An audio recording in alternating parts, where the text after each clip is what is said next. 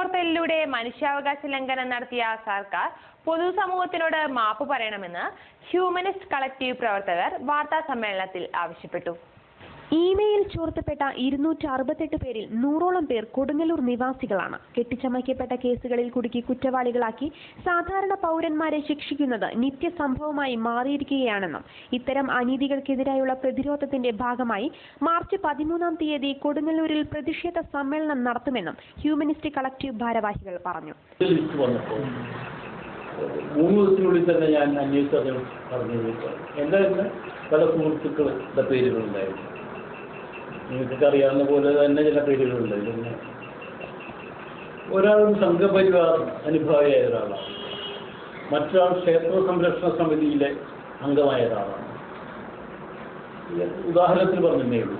അപ്പോൾ അതുകൊണ്ട് തന്നെ അതിൻ്റെ ഇമ്മീഡിയറ്റായിട്ട് ഇതിനെക്കുറിച്ചിട്ടുള്ളൊരു പ്രതികരണം വേണം. അത് കേരള വ്യാപകമായ പ്രതികരണം ഉണ്ടായെങ്കിലും അത് കൊടുങ്ങല്ലൂരിൻ്റെ ഒരു പ്രശ്നമായിട്ട്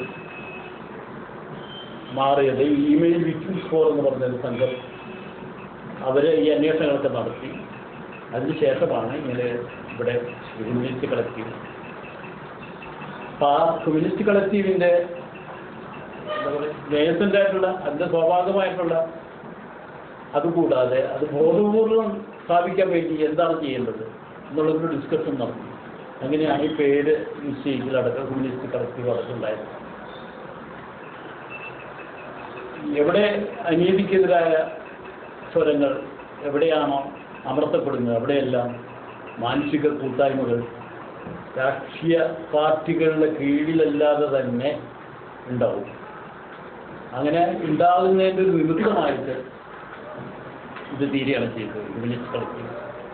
അതിൻ്റെ ഇമ്മീഡിയറ്റ് ആയിട്ടുള്ള അടിയന്തരമായ അതിൻ്റെ കാരണം ഇമെയിൽ ഹാക്കിംഗ് ആണെങ്കിലും അതിനപ്പുറം തന്നെ കൊടുങ്ങല്ലൂരിലുള്ള വളരെയധികം വൈകിപ്പോയ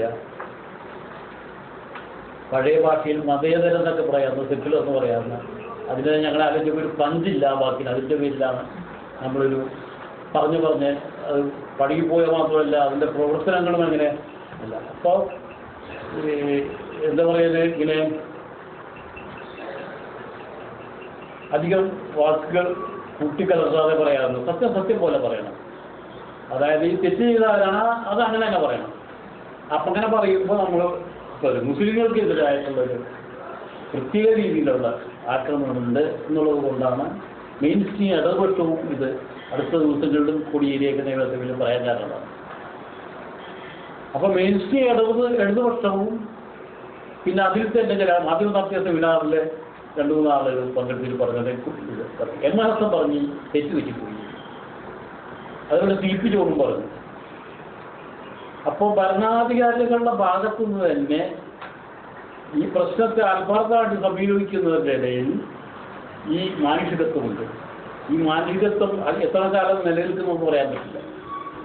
അപ്പോൾ എന്നെ സംബന്ധിച്ചിടത്തോളം പേഴ്സണലായിട്ട് ഞാനിതിൻ്റെ ചെയർമാനാകാനുള്ള കാരണം ചോദ്യം വരുന്നതിന് മുമ്പ് തന്നെ പറയണം കൊടുങ്ങല്ലൂർ. കാരണം ഞാൻ എപ്പോഴും ഒരു അമിത പ്രതീക്ഷകളുണ്ടായിരിക്കും മനുഷ്യർ കൂട്ടായിരുന്നു. സാധാരണഗതിയിൽ എല്ലാ സ്ഥലത്തും അടഞ്ഞു കിടക്കുന്ന വാതിലുകൾ അടഞ്ഞു കിടക്കുമ്പോൾ തുറക്കുന്ന ഒരു കണ്ണാണ് മീഡിയ. ആ മീഡിയയുടെ ഉള്ളിൽ നിന്ന് തന്നെ മീഡിയക്കെതിരായിട്ടുള്ള ഒരു പർട്ടിക്കുലർ മാധ്യമം കൊണ്ടുവന്നു എന്നുള്ളതിൻ്റെ പേരിൽ നിൽക്കുന്ന ആളുകളുണ്ട്.